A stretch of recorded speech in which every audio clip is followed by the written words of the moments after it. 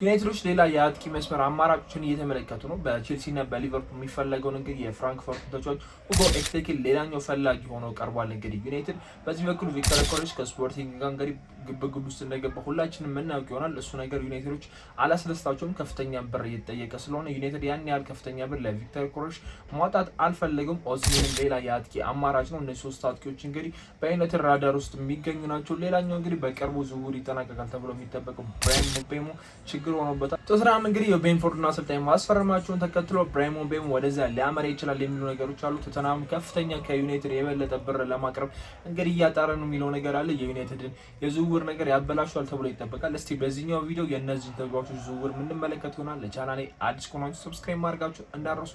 ወደ ቪዲዮ እንሂድ።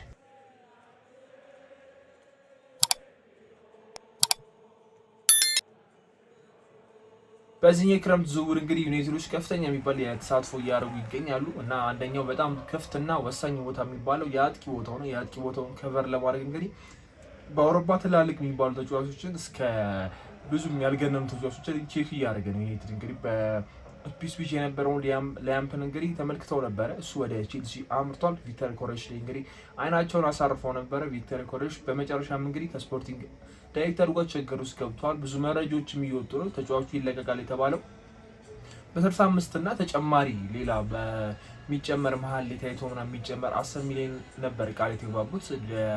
ቪክተር ኮሬሽን ወኪል እንግዲህ እነዛ በቃል የገቡት የጽሁፍ ማስረጃ አለኝ እያለ ነው። በዚህ በኩል ደግሞ ዳይሬክተሩ እንግዲህ ለቪክተር ኮሬሽ ወኪል የማይሆን ችግር ውስጥ እየገባ ነው፣ የማይሆን ነገር እየፈጠረ ነው የሚል እንግዲህ ምላሽም ሰጥቷል። የእነሱ ሰጣ ገባ በጣም ሌላ ነገር ውስጥ ገብቷል። ቪክተር ኮሬሽም እንግዲህ በኢንስታግራም ገጹ ላይ ብዙ እንደተማረረ እና ብዙ የሚያወራቸው ነገሮች እንዳሉ እንግዲህ ግን ከክለቡ መጀመሪያ መልቀቅ እንዳለበት ነው ሲናገር ያለው። ብዙ ነገር እንደደረሰበት ነው እየተናገር ያለው እና በዚህ መሀል ውስጥ ዩናይትድ ዝውውር ውስጥ ገብቶ ነገሮችን ማስተካከል ወር ደግሞ ነገሮችን ለመጨረስ አመቺ የማይሆን ነገር ይመስለኛል። ሁለቱ ተጫዋቹና ክለቡ እየተስማሙ አይደለም። የሚፈጠረው ነገር ላይ ችግር እየሆነ ነው። ዩናይትድ በየትኛው ገብቶ በየትኛው ዝውውር ምን ያህል ዋጋ እንዳለው እንኳን ለስርዓት እያጠነው አይደለም እና ከስፖርቲንግ ዳይሬክተር ቀጥተኛ የሆነ ግንኙነት ለማድረግ ራሱ መጀመሪያ ወኪሉን ማናገር አለባችሁ። ወኪሉ ግን እያለ ያለው ነው እዛ እየተባለ ያለው ዋጋ እየተገናኘ አይደለም እና እነሱ መጀመሪያ መጨረስ አለባቸው። ነገሮቹ ደግሞ እንደዛ ሲሆን እየተዛንዛና እየረዘመ ነው የሚለው። ቪክተር ኮሬሽ ይህንን ነገር ነው ያልወደደው። ቶሎ ብሎ ከዚህ ክለብ መልቀቅ ይፈልጋል።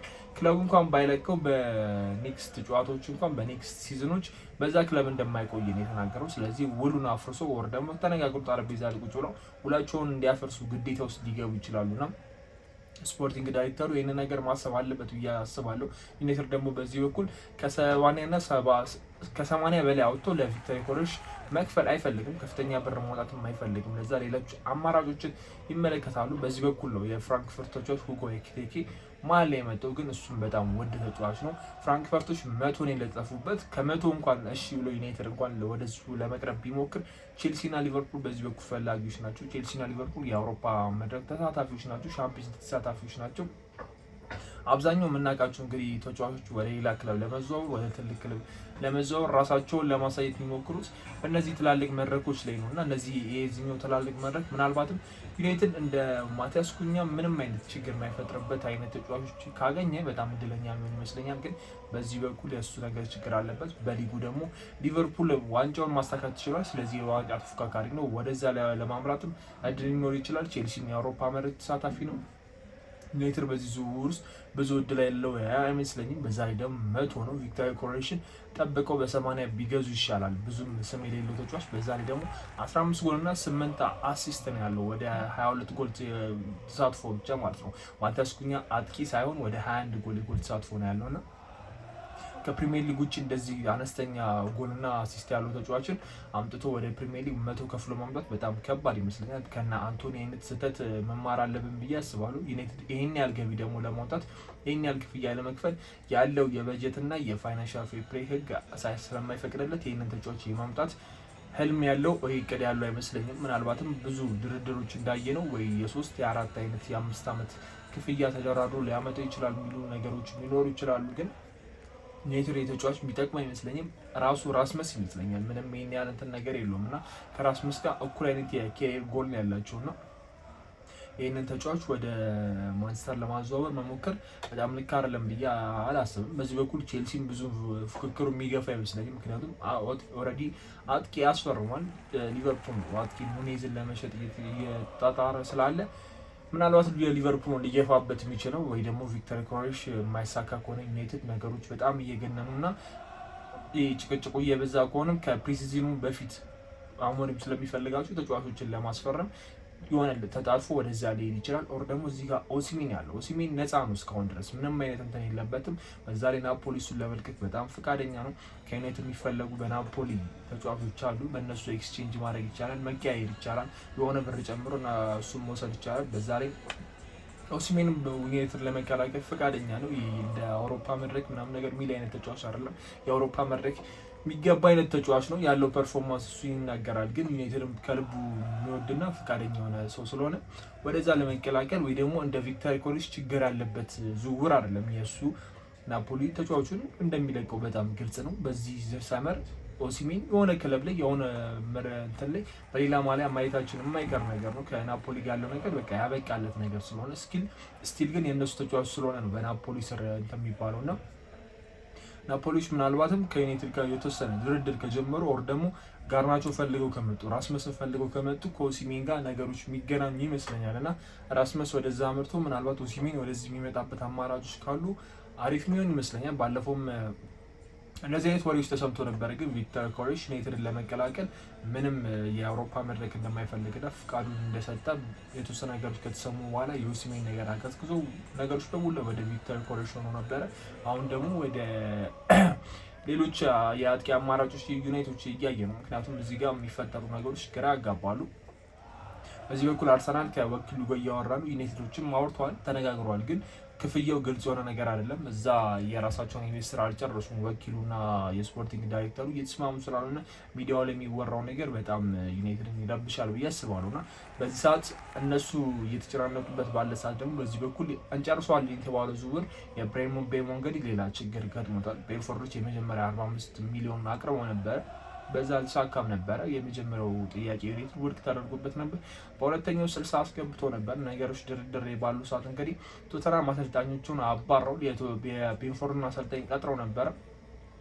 ካረጋገጡም በኋላ እንግዲህ ሌላኛው የብሬመን ቤ ፈላጊ ቶተናሞች ነበሩ። ከአርሰናልን በመቀጠል ከኒውካስትልን በመቀጠል እንግዲህ ከነዚህ ክለቦች ነው ውድቅ አድርጎ እንግዲህ ወደ ዩናይትድ ለመቀላቀል የተስማማው ወር ደግሞ ዩናይትድ መቀላቀል የፈለገው። ግን ደግሞ አሁን ቶተናም አሰልጣኛቸውን መቀየር ተከትሎ ወደ እነሱ የማምራት እድሉ ሰፊ ነው የተባለ ነው። ቶተናም ለተጫዋቹ 70 ሚሊዮን ፓውንድ አቀርባለሁ እያለ ነው። እንግዲህ ዩናይትድ በ60 እየተደራደረ ነው። ስለዚህ ቤንፎርድ ይህን ነገር እንትን ማለት ከዩናይትድ የቶተናም ብር የተሻለ ስለሚሆን ወደ ከቶተናም ጋር ለመደራደር ሊሞክር ይችላል። ተጫዋቾቹ ግን ስቲል የዩናይትድ ነው የመጀመሪያው ምርጫው። ዩናይትድ ነገሮች የሚያስተካከል ከሆነ ዩናይትድ ነው የመጀመሪያው ምርጫው። እንግዲህ በሚወጡ መረጃዎች ግን ደግሞ ዩናይትዶች አሁን ለሁለት የተከፈሉ ይመስለኛል። የብሬሞ ቤሞ ነገር ቶሎ የማያልቅ ከሆነ ወደ ቪክተር ኮሬሽን ለመሄድ በጣም ይከብዳል። እዛ ጋም ያላለቀ ጉዳይ አለ። እዚህ ጋም ደግሞ የቤንፎርድ ነገሮች ቶሎ ሊስማሙ አልቻሉም። በዚህ በኩል ሌላ ቶተናም እየገባበት ነው እና ተጫዋቾችን ቶሎ ብሎ የማስፈረም ነገር ወይ ተጫዋቾችን ቶሎ የመግደል ነገር ብዙም ሊኖረን አይችልም ብዬ አስባለሁ። ወር ደግሞ ቤንፎርዶች ይህንን ነገር እንደ አድቫንቴጅ ሊጠቀሙት ይችላሉ ዋጋ ለመጨመር። ምክንያቱም በዛ 70 እየተባለ ይገኛል፣ እዚህ ጋር ደግሞ በ60 እየተደራደረ ስለሆነ ዩናይትድ ነገሮችን ለመጨመር ሊሞክር ይችላል። ዩናይትድ አሁን እየተደራደረበት ያለው መንገድ ነገሮች እየተራዘሙበት ያለው መንገድ የፋይናንሻል ፔፐር ለመጠበቅ የተጫዋቾች የሚያወጣውን በአንድ ዝውውር ለመጠበቅ ሲል በሁለት በሶስት ዝውውር ለመክፈል ወር ደግሞ በየ6 ወሩ ክፍያ ለመፈጸም እሱ የሚያደርገው ድርድር ሌሎች ክለቦችን ምቹ አያደርጉም እና ለዛ ነው በብዛት ዝውውሮች የሚንዛዙት። ማቲያስ ኩኛ አልተዛንዛ ግን ነገሮች ተደራድሯል። በ5 ዓመት ለመክፈል ነበረ። በሉሶች አልተስማሙም። በሁለት ዝውውር ወይ ደግሞ በ2 ዓመት በ3 ዙር እንዲከፈል ነው የተደረገው እና ያ ድርድር ለሁሉም ክለቦች ጣሚ ላይሆን ይችላል። ቤንፎርዶች ምናልባት ይህንን ድርድር ስላልፈለጉት በአንድ እንዲከፈላቸው ስለፈለጉ ይመስለኛል እስካሁን ድረስ ነገሮች የቆዩትና በዚህ በኩል ቶተናም ገብቶ እንዳይጠልፈን ዩናይትዶች ይህን ነገር ቶሎ መጨረስ ያለባቸው ይመስለኛል።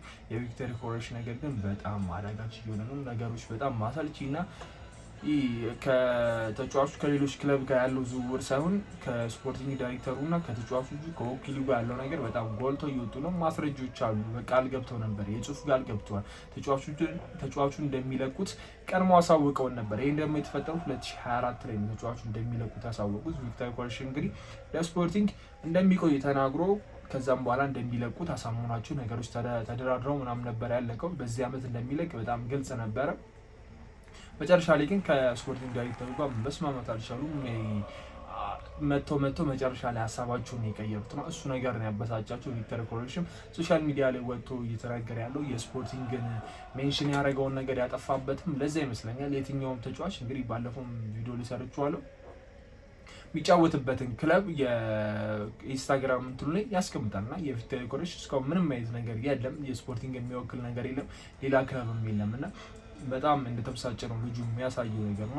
ያውቃል ደግሞ ከፍተኛ ብር ዩናይትድ ማውጣት እንደማይችል፣ ከፍተኛ ብር ዩናይትድ ማውጣት እንደማይፈልግና በዚህ በኩል ደግሞ ሌላኛው ፈላጊው አርሰናል። ሁለቱ ክለቦች ብቻ ናቸው የሁለቱ የዚህ ተጫዋች ፈላጊ። አርሰናል ቤንጃሚን ሴስኮ በዚህ በኩል አለለት፣ እድሜውም ገና ነው። ከቪክተር ኮሬሽ የበለጠ ሊያገለግላችሁ ይችላል። ለእሱ 80 ምናምን ማውጣት ከቤንጃሚን ሴስኮ ጋር አያወዳደሩትም። እሱን ነው ቅድሚያ የሚሰጡት ብዬ አስባለሁ እና ቪክተር ኮሬሽ ለዛም ነው የተበሳጨ ያለው። አርሰናል እንኳን 80 አውጥቶ ይገዛኛል እንኳን ለማለት ደንተኑ የለውም፣ አማራጩ የለውም። ምክንያቱም በዚህ በኩል ከሱ እድሜ የሚያዝ ለአመታት ሲፈልጉት የነበረውን ተጫዋች እያጤኑበት ነው። እዚህ ጋር ደግሞ ተመሳሳይ ዋጋ እየመጣ ነው፣ እድሜው የጨመረ ነው። ከዛ በኋላ ደግሞ አሁን ነው በዚህ አመት ነው ፍላጎታቸውን ያሳዩት። ለአንድ አመት ያሳዩትን ፍላጎት ምርጫቸው ወደዚህ ያደርጋል የሚል ነገር የለውም እና ቪክተር ኮሬሽ የተበሳጨበት ዋነኛው ምክንያት ይህን ይመስለኛል።